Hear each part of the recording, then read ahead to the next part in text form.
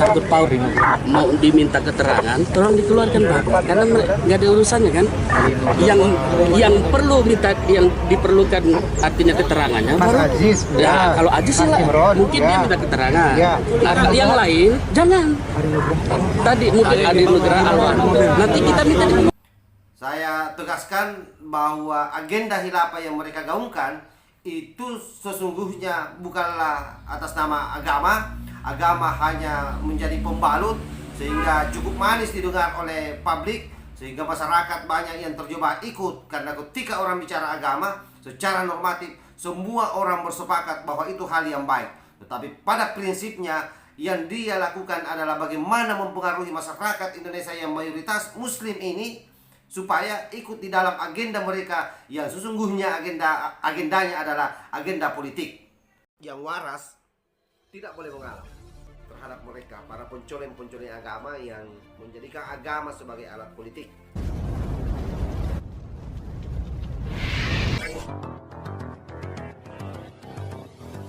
Bismillahirrahmanirrahim. Assalamualaikum warahmatullahi wabarakatuh. Om Swastiastu, Namo Buddhaya, salam kebajikan. Sahabat-sahabat Tol Langit 9 yang saya hormati dan saya muliakan dimanapun juga berada. Proses penangkapan orang-orang yang tergabung di dalam Khilafatul Muslimin itu kemudian menjadi alot karena di beberapa tempat terjadi perlawanan, terutama ketika pihak kepolisian menggerebek kantor pusat Khilafatul Muslimin untuk mengamankan barang bukti. Dan saya kira kita harus support dan memberikan jempol terhadap pihak kepolisian yang telah bertindak dengan tegas terhadap mereka para pengasong khilafah. Beredar video pada saat mereka digeledah sampai mereka memberikan perlawanan terhadap pihak kepolisian yang seharusnya mereka tidak lakukan. Kenyataan ini memberikan gambaran kepada kita betapa berbahayanya aliran garis keras ini. Karena polisi pun yang bertugas untuk mengamankan barang bukti itu mereka lawan.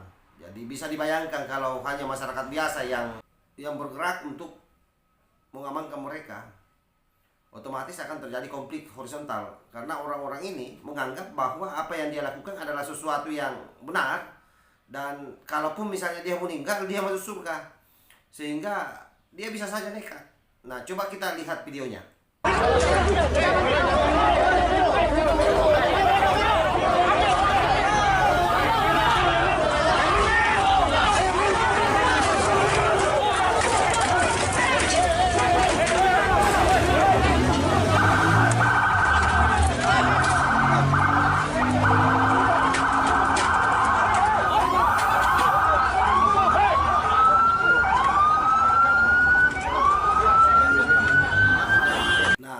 Tadi video yang saya sampaikan tadi bahwa mereka memang berupaya untuk memberikan perlawanan terhadap aparat, menahan aparat untuk tidak mengambil barang bukti. Padahal barang bukti ini penting supaya kemudian semakin kompleks hasil daripada penyidikan atau penyelidikan yang dilakukan oleh kepolisian, ormas ini berhak untuk dibekukan atau tidak. Tetapi kalau saya, polisi mesti harus bertindak tegas bagaimana supaya orang-orang yang terlibat di Khilafatul Muslimin ini betul-betul ditindak, karena ini menjadi embrio yang sangat berbahaya bagi keberlangsungan bangsa kita.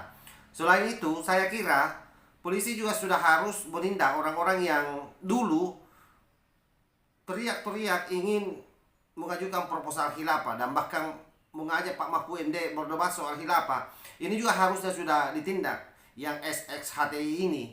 Jadi tidak boleh kemudian polisi parsial di dalam bersikap terhadap para intoleran. Mesti disamakan, jangan hanya Khilafatul Muslimin.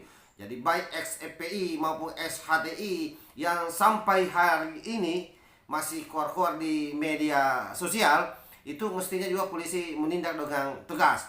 Dan kita berharap masyarakat Indonesia semakin cerdas dengan banyaknya pemberitaan-pemberitaan terkait soal bagaimana Khilafatul Muslimin berbahayanya ini, bagaimana agenda-agenda khilafah yang sengaja digiring oleh orang-orang tertentu untuk kepentingan politiknya, itu mesti diwaspadai betul, dan kita harus menambah kehati-hatian kita. Jadi sekali lagi saya tegaskan bahwa agenda khilafah yang mereka gaungkan itu sesungguhnya bukanlah atas nama agama. Agama hanya menjadi pembalut sehingga cukup manis didengar oleh publik, sehingga masyarakat banyak yang terjebak ikut. Karena ketika orang bicara agama, secara normatif semua orang bersepakat bahwa itu hal yang baik. Tetapi pada prinsipnya yang dia lakukan adalah bagaimana mempengaruhi masyarakat Indonesia yang mayoritas muslim ini supaya ikut di dalam agenda mereka yang sesungguhnya agendanya adalah agenda politik untuk kekuasaan.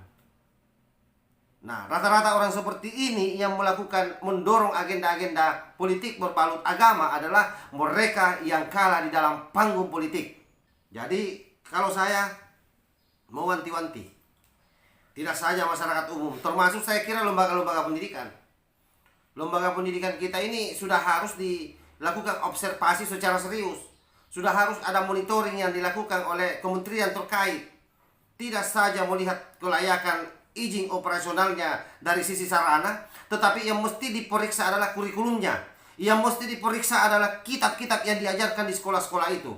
Kita tidak mau kemudian orang berpikir bahwa pelajaran agama di sekolah-sekolah merusak generasi kita hanya karena ulah segelintir orang-orang yang menjadikan agama ini sebagai tunggangan politik. Karena ingat, hari ini banyak sekolah-sekolah yang memang patut diwaspadai. Kenapa? Karena munculnya Islam-Islam radikal ini tidak bisa dipungkiri bahwa banyak kemudian yang muncul dari lembaga-lembaga pendidikan. Sehingga kalau saran saya, keinginan saya, lembaga-lembaga yang terkait seperti misalnya Kemenak, seperti misalnya Kemendikbud, minta tolong melakukan verifikasi faktual tidak saja pada sarana kelayakan izin operasional sekolah, tetapi juga kurikulum yang diajarkan dan termasuk kitab-kitab yang ada di dalam sekolah itu. Untuk apa? Supaya komprehensif, jangan nanti ada masalah baru orang kerasa kerusuk. Itu yang selalu saya katakan. Kalau model penanganannya seperti ini terus, ini model tukang sate ini. Model pemadam kebakaran ini, yang nanti ada kebakaran baru bergerak. Wallahul muwaffiq ila aqwamit thariq. Wassalamualaikum warahmatullahi wabarakatuh. NKRI harga mati. Salam Nusantara.